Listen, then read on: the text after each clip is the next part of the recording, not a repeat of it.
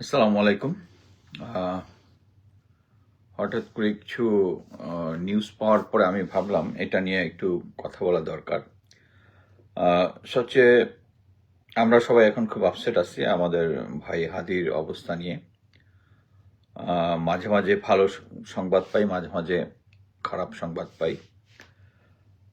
আহ, এই হাদির উপরে আক্রমণের ভালো একটা দিক হচ্ছে এটার বদৌলতে আমরা সবগুলো মুক্তিকামী বিপ্লবী যারা এই 24-এর বিপ্লবটা ধারণ করি তারা আবার আগে আমরা ওখানে একসাথে মিলে শেখ হাসিনাকে পতন ঘটিয়েছিলাম, বাট তারপর আমরা বিভিন্ন রাজনৈতিক মতাদর্শ নিয়ে একটু আলাদা হয়ে যাচ্ছিলাম। বাট এই হাদির উপরে যে আক্রমণটা এটা আমাদেরকে আবার একই প্ল্যাটফর্ম নিয়ে আসছে, যদিও কয়েকটা রাজনৈতিক দল এখনো মনে হচ্ছে পুরোপুরিভাবে এটার সাথে সংযুক্ত না, আর কিছু আসা যায় না, বাট আমরা সবাই এটার সাথে একমত, এটাই হচ্ছে ইম্পর্টেন্ট। এখানে একটা জিনিস বুঝতে হবে যে রাজনৈতিক ময়দানে প্রত্যেকটা দল, ভেস্টেড গ্রুপ তাদের নিজ নিজ গেম খেলার জন্য প্রস্তুত। আমরা এই হাদির উপর আক্রমণটার সুযোগে আমরা সবাই আবার এক কাট্টা হয়েছি। আমাদের দেশের শত্রু যারা তাদের বিরুদ্ধে এক কাট্টা হয়েছে, কিন্তু দেশের শত্রু যারা আছে তারা কিন্তু এইটাকে আবার তাদের পক্ষে, একটা জিনিস বুঝতে হবে, যে কোনো সিচুয়েশনই পক্ষে বিপক্ষে নেওয়া সম্ভব। সো আমার কাছে যে ইনফরমেশন এসছে, যেটা আমি দুইটা সোর্স থেকে চেক করেছি, সেটা হচ্ছে যদি বাই চান্স আল্লাহ তাআলা যে কোনো সময় মিরাকল করতে পারে, আবার নাও করতে পারে, আমরা যদি আমাদের ভাই হাদি সম্বন্ধে জন্য কোনো খারাপ সংবাদ যদি আমরা শুনি, এই সুযোগে একটা ভেস্টেড গ্রুপ দেশে ভাঙচুর, অরাজকতা তৈরি করবে। কারা তারা? তারা হচ্ছে যারা ভারত আওয়ামী লীগ এবং আওয়ামী লীগের সাথে যারা ওভার্টলি কোভার্টলি একতা পোষণ করে। আমাকে বিভিন্ন রিটায়ার্ড কিছু মিলিটারি অফিসার আমাকে সিরিয়াসলি বলছে যে মুস্তাফিজ, তুমি কোনো রাজনৈতিক দলের নাম পক্ষে বিপক্ষে যা, আমরা ঠিক আছে, আমি পক্ষে বিপক্ষে কারো নাম বলবো না, কিন্তু আমি আমার যখন সামনে যেটা অন্যায় হতে দেখবো সেটা আমি বলবো। সেটা হচ্ছে একটা দল সুযোগের অপেক্ষায় আছে যে এই হাদি রিলেটেড কোনো রং না, মানে যদি কোনো ব্যাড ইনফরমেশন আসে, সাথে সাথে দেশের মধ্যে ভাঙচুর চালাবে। আমরা এখনই প্রতিজ্ঞা করব যে হাদির ভালো মন্দ যে সংবাদই আসুক, আমরা দেশের কোনো ক্ষতি করব না, দেশের কোনো সম্পদের ক্ষতি করব না।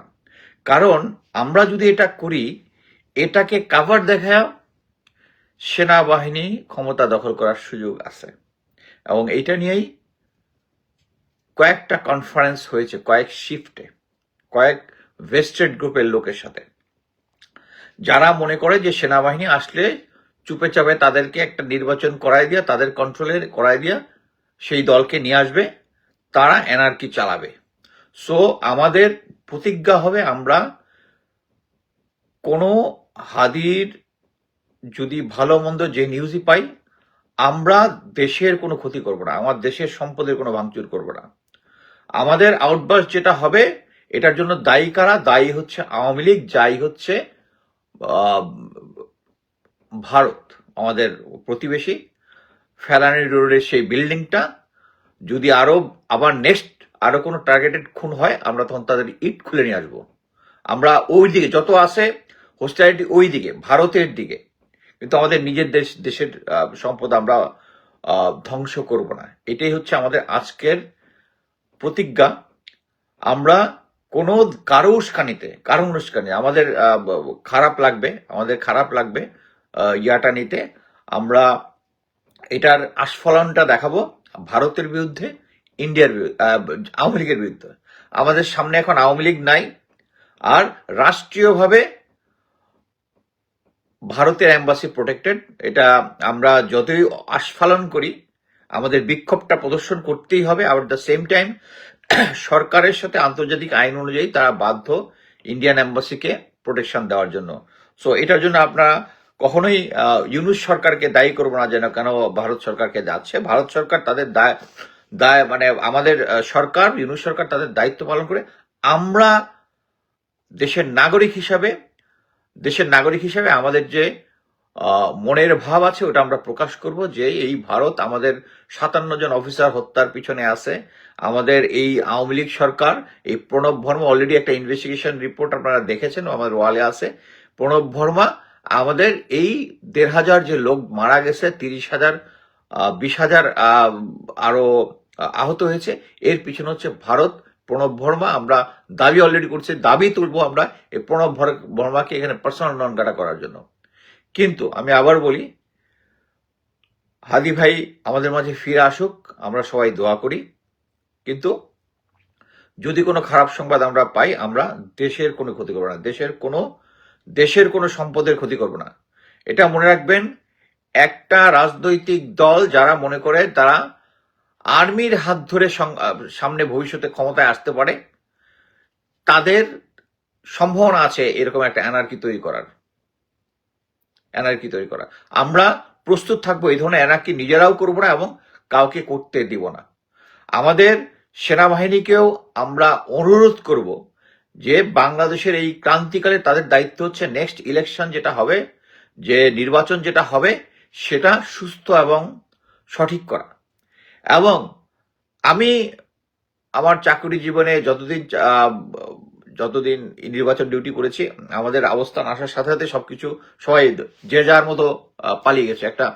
আমার কয়েকজন কোর্সমেট, আমরা তখন অনেক আগে, আমি তখন চিটাঙে ডিউটি করতেছিলাম, আমি গাড়ি একবার ওখানে গিয়ে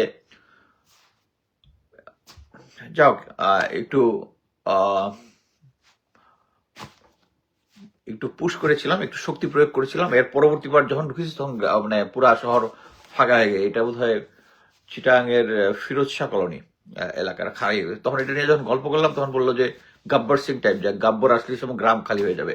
সেনাবাহিনী অ্যাকচুয়ালি এরকম আসলে কোথাও যদি নির্বাচনের সময় আসে তখন সব খালি হয়ে যায়। কিন্তু বর্তমান সিচুয়েশন ভিন্ন।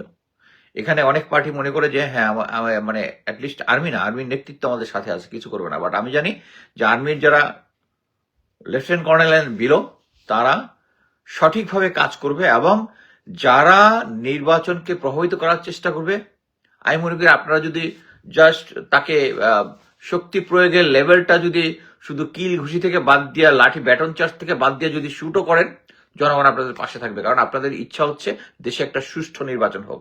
এই নির্বাচনকে যারা বানচাল করতে আসবে, প্লিজ শুট হিম। সরকারি আদেশ যেটাই হয় আপনি যদি শুট করেন, আমি মনে করি যে পাবলিক আপনাদের সাথে থাকবে। কারণ পাবলিক চায় একটা সঠিক নির্বাচন। কাউকে আপনারা কোন নির্বাচনের সময় কখনো ম্যানিপুলেট করতে দিবেন না। সো আমি আজকের প্রতিজ্ঞাটা আবার মনে করে দিই, যদি আমরা হাদি ভাই সম্বন্ধে কোনো দুঃসংবাদ পাই, আমরা কোনো অ্যানার্কি করবো না এবং কাউকে করতে দেবো না।